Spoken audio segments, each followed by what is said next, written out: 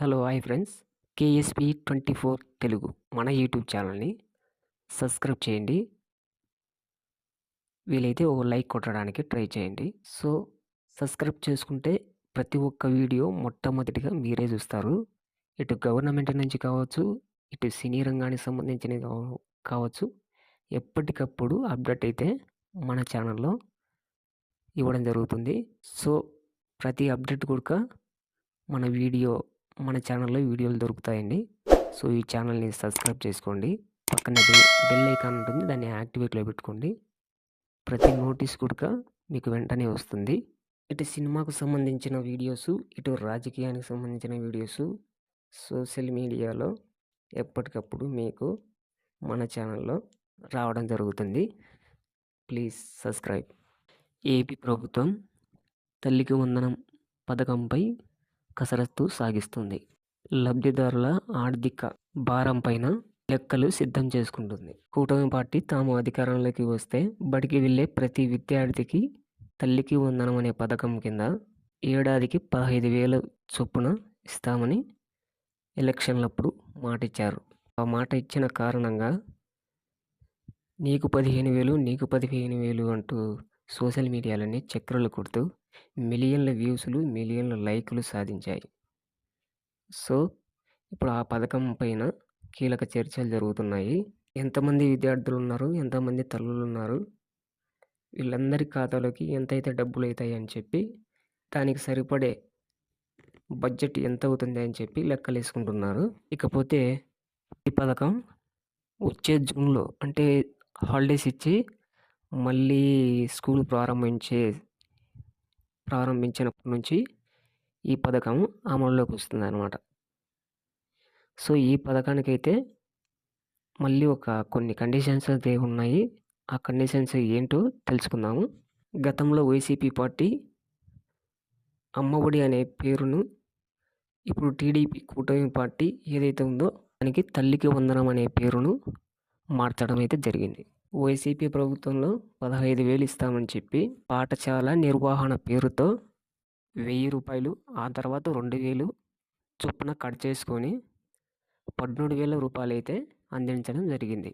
కానీ కూటమి ప్రభుత్వం మాత్రం మొత్తం 15,000 రూపాయలు మేము పూర్తిగా చెల్లిస్తామని ఎలక్షన్లో హామీ ఇచ్చారు. ఆ హామీ కారణంగానే ఎంతమంది పిల్లలుంటే అంతమందికి 15,000 ఇస్తామని చెప్పి వచ్చే జూన్, అంటే ఇప్పుడు హాలిడేస్ ఇచ్చి, ఏప్రిల్లో హాలిడేస్ ఇచ్చి తర్వాత స్కూల్ ఓపెనింగ్ చేసిన తర్వాత జూన్, జూలైలో ఈ డబ్బులు ఇవ్వడం అయితే జరుగుతుందని చెప్తున్నారు. సో జూన్లో కొలువు తీరిన ప్రభుత్వం మళ్ళీ జూన్లో ఈ పథకాన్ని అయితే అమలు చేస్తామని చెప్తుంది.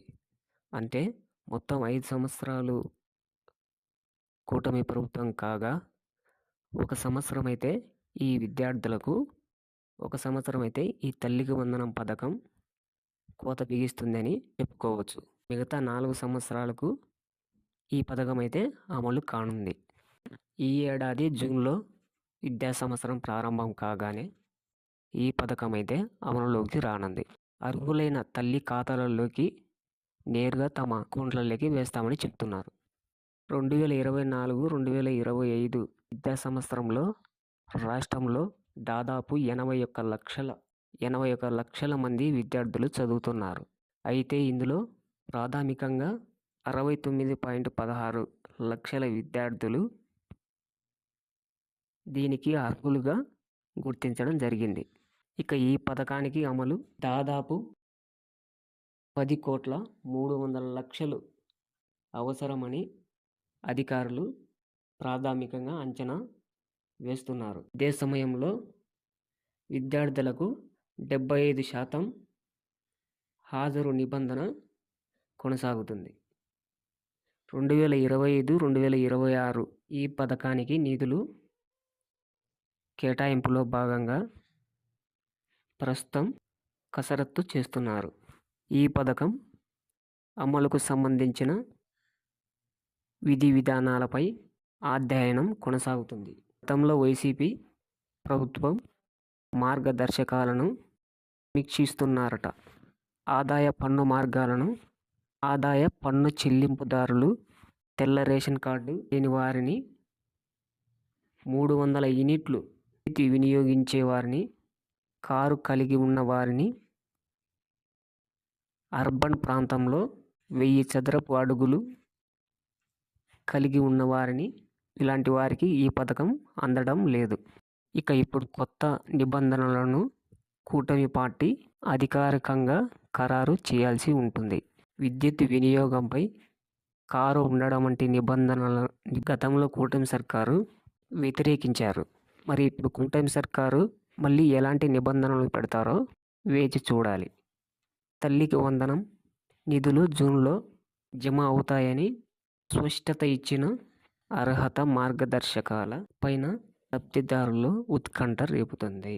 ఇదండి వీడియో. అంటే గతంలో వైసీపీ నేతలు 1000 అడుగుల చదరపు అడుగులు స్థలము 300 యూనిట్లు ఉన్నవారికి ఈ పథకాన్ని అయితే కాస్త అమలు కానట్టుగా చెబుతున్నారు.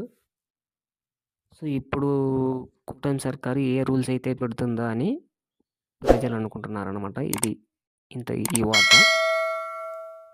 ఈ వీడియో నచ్చింటే ఒక లైక్ చేయండి, ఛానల్ని సబ్స్క్రైబ్ చేసుకోండి. ప్రతి గవర్నమెంట్ అప్డేట్ కూడా మన ఛానల్లో రావడం జరుగుతుంది.